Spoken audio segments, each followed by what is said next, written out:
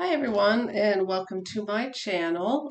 If this is your first time here, welcome to Empress Tarot, and I am Kristen. And if this is a return to the channel, welcome back. So I am doing something a little different, a little challenging, a little putting myself out there. This is going to be my first reading on camera. Now, I've done a few readings for people face to face, but to be honest, it's been rare. And I want to grow. I am currently taking a class with Sadhana from Integrative Healing with Sadhana, and I've only taken one class, and so this is a learning experience for me. This is not me reading for people. This is not me doing a general reading for whomever is watching. This is me learning, and I welcome you to learn with me.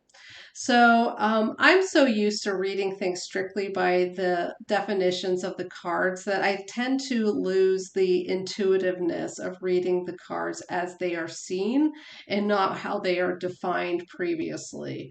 I also tend to not read them relationally. So I'll read each card separately instead of reading them in relation to each other. And so one of the things that I'm enjoying about the class so far is learning how Sadhana does that. She's a very relational reader and a very intuitive reader. And so I'll link her channel in the class below. To be honest, I feel like I'm in AP tarot class, like in that I should be in a lower level. I mean, it is pretty challenging, but I'm loving it and I'm learning a lot, and I look forward to like the future classes and stuff. But anyway, I promise you, she did not pay me to say that. So what I'm going to do is show you the spread that she taught me during the first class. And this is the cups. So I separated out all the suits, and then these are the majors. And so the cups are here, and the pentacles are here. And that's because they are the most earthy signs. And so they're on the bottom. And she said that she also tends to put, wands and swords up here because they're more airy. And the bottom cards are generally read as the situation. What is the situation? And the cards up here are basically what's upstairs. What's going on in your mind? What are you thinking? What are you fearing? What's your gut telling? All that stuff. Like, so this is the factual stuff, the feet to the ground kind of stuff. And then this is the mind and the emotions.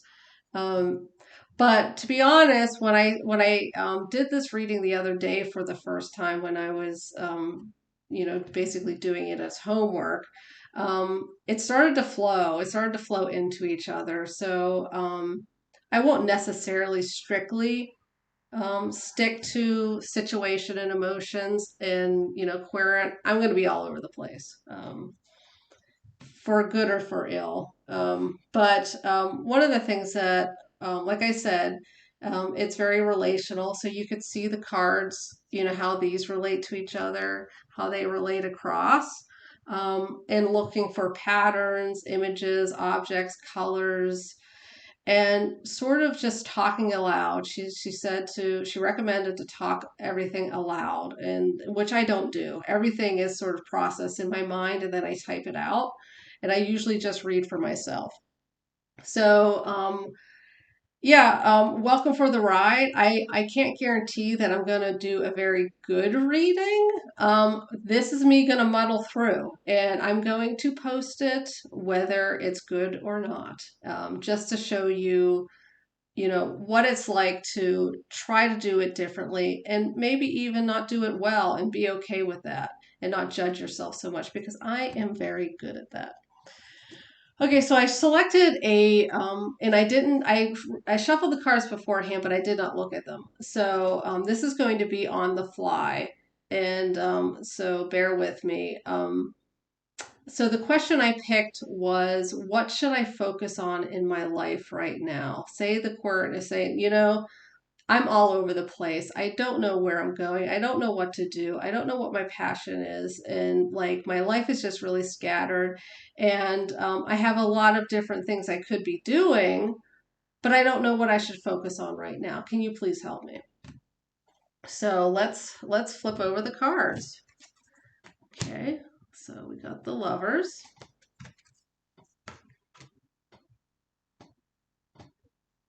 Got the Two of Wands. Judgment.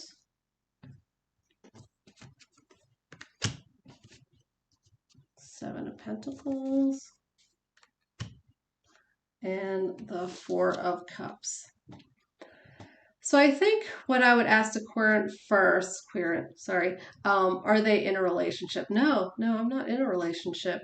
And I'm not really looking to be in a relationship. Okay, that clarifies that. So if this is what's going on, so you have all these options, these are the things that are in front of you, and you just don't know what to grab, so you don't grab any of them.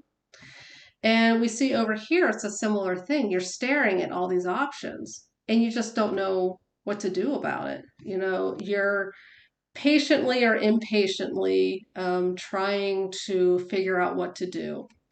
And I would say right from the get-go, let's look at where you are planting your seeds. Where is your time today? What are all the things that you're focusing on?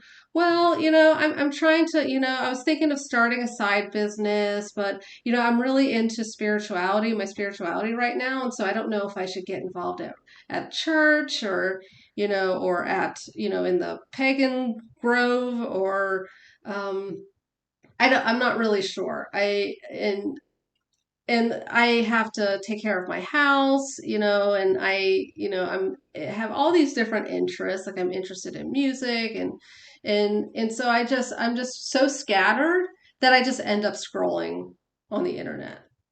Oh, well, thank you. Thank you for that clarification. So what I do notice is that we have three cards that have substantial amount of blue, which to me, relates to water and emotion. So there are a lot of emotions going on here. Oh, see, so we got one, two, three, four cards that have a strong blue in them. And then you have the water over here as well. So there's a lot of emotion going on here. Um, and then we see up above, so the thoughts are, what the heck am I supposed to do? I got this whole world, out there. I have these hobbies I'd like to try out, these ideas, different interests, different passions. What the heck am I going to do? And then you have over here, you're kind of judging yourself. Do you feel like you're judging yourself a lot? Because what I see here is that you're being too hard on yourself and you're putting too much pressure on yourself. And under that kind of pressure, you're going to be unable to make good decisions. And so, I mean, one of the recommendations is just lay off yourself. Don't be so hard on yourself. And one of the other things I would suggest is, and I see you down here looking. You're looking for things. And see what you're looking at. See where your eye goes the most. So see what comes out the most. What is the one thing that sort of starts coming out? Well, there isn't one thing. I swear they're just all over the place.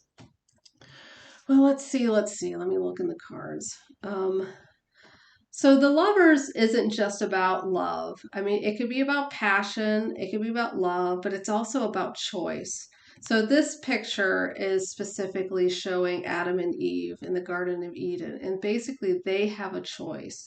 They have a choice of staying in the garden, staying safe, or they have the decision to be exposed to things that are difficult, to exit the garden and just do things that are harder, more challenging. And so I would say get outside of your comfort zone.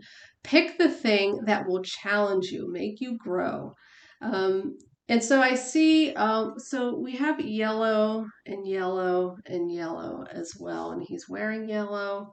got a lot of yellow here. And to be honest, I don't know what that means. So how would I intuitively read that?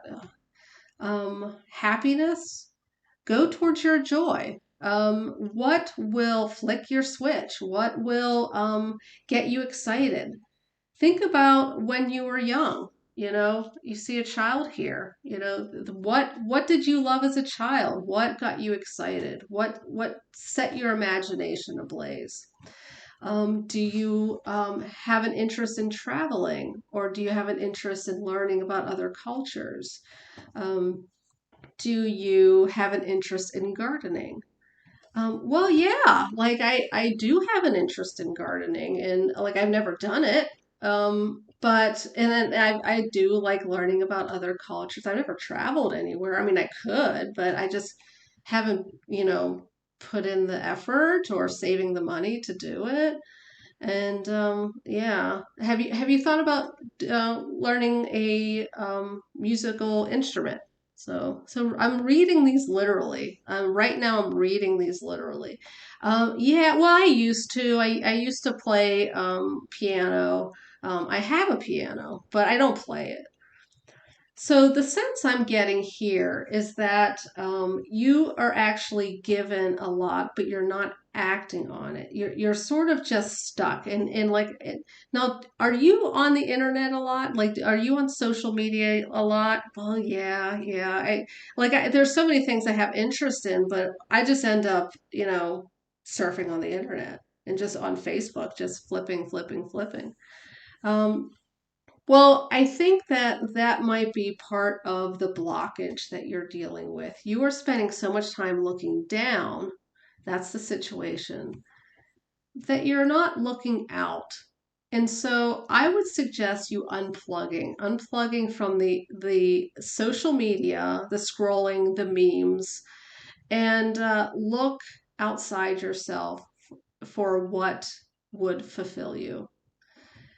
Well, I just don't know. I don't know what would fulfill me. Well, let's pull a clarifier. Let's pull a clarifier and see what that clarifier says.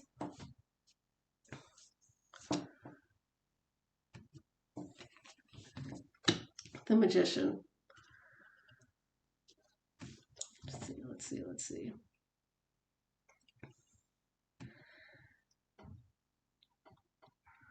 See, I'm going to read this intuitively. Now, you said that you were a member of a church.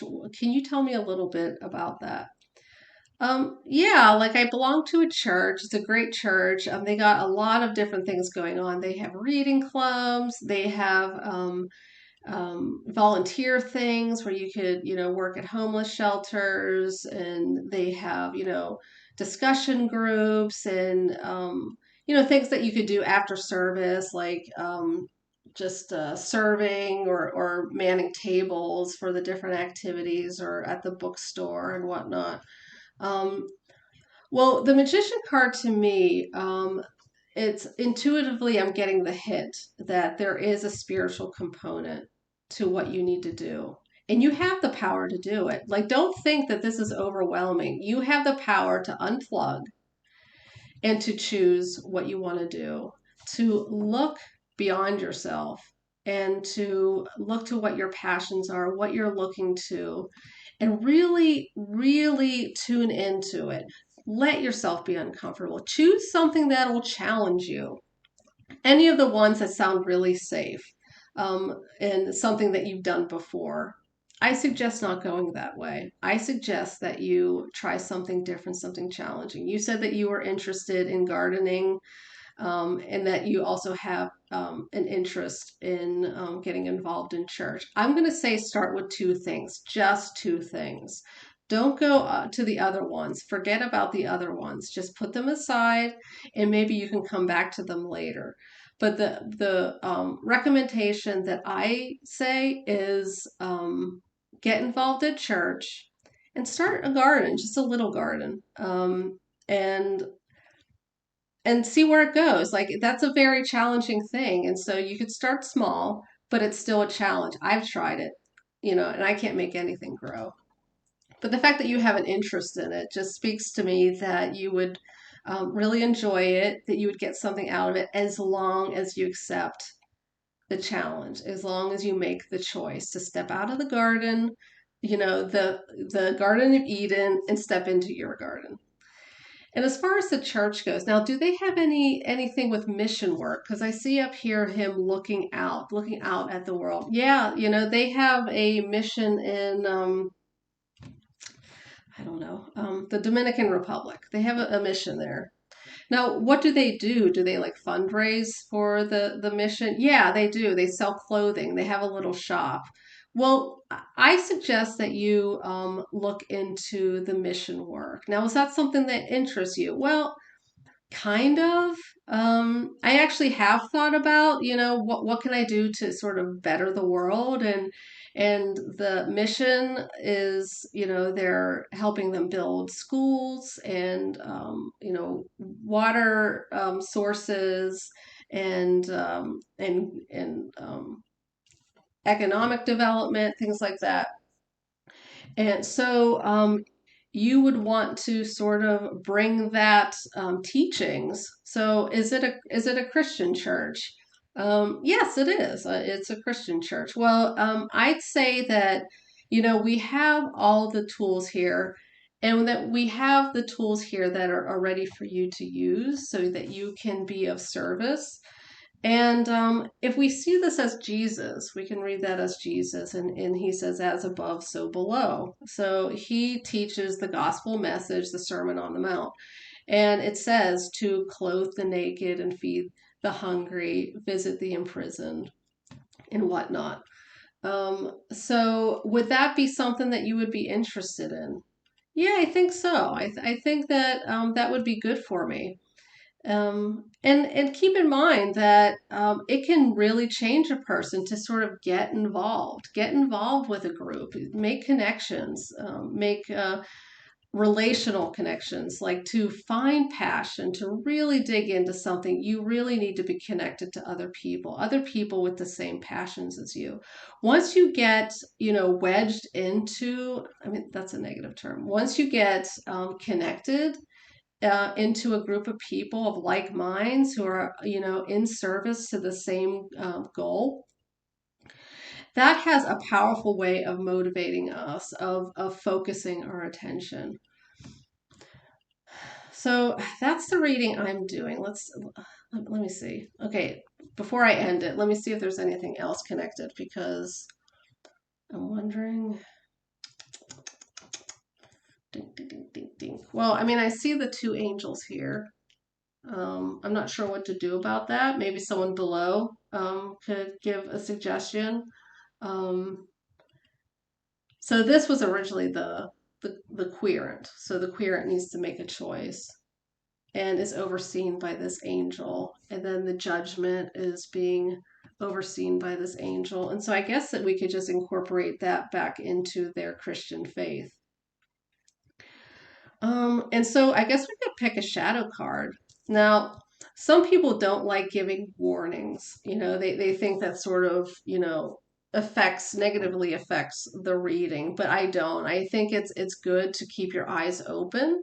I think it's good to keep your eyes open, and the reason I just said it twice is because I started thinking of the lovers, and she has her eye up on the angel, and he has his eyes on her. So they are keeping their eyes open. They are stripped nude, not stripped because they never had clothing on to begin with.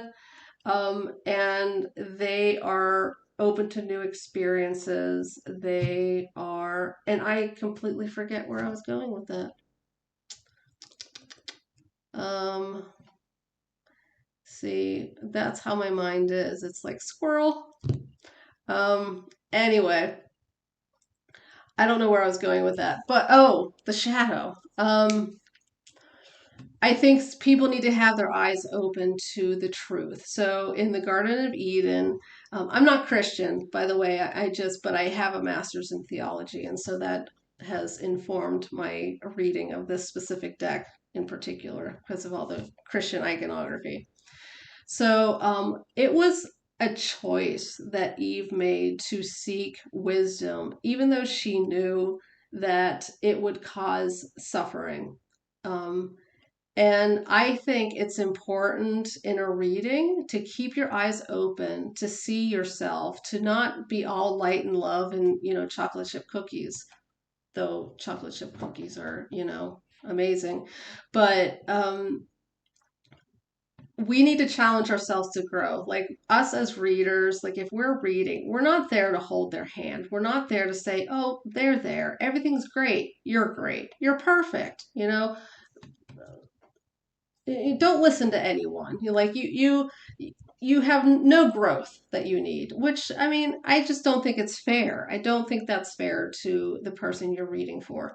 So, I'm going to pull the bottom card for the shadow card, and that's something that we need to work on. And I actually got this idea from Jonathan Daly. I'll link his channel below as well. Oh, so we got the moon card as where do I put this? I don't know, here. We got the moon card for the shadow. I mean, the card kind of is about shadow. Can be at least. Hmm. I'm trying to think. I'm curious how other people would read this card as the shadow, as far as something that would negatively affect, if they took the advice to take up gardening and get involved with their church. What could be a wedge? I used that twice, didn't I? Something that's going to get in the way. Something about them that might distract them, make it difficult, make them pull away.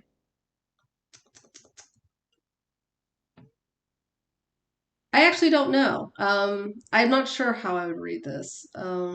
Maybe I would just, if I were just caught in a reading with someone and didn't know what to say, I probably would just say, just look out for those old habits, that talking, that, la la la la la la la in your mind. What about this? What about that? Like going back to your old ways of staring and going on social media. Just stay cognizant of that impulse, because that impulse is strong, especially for social media. Now, I'm not saying that you shouldn't go on social media.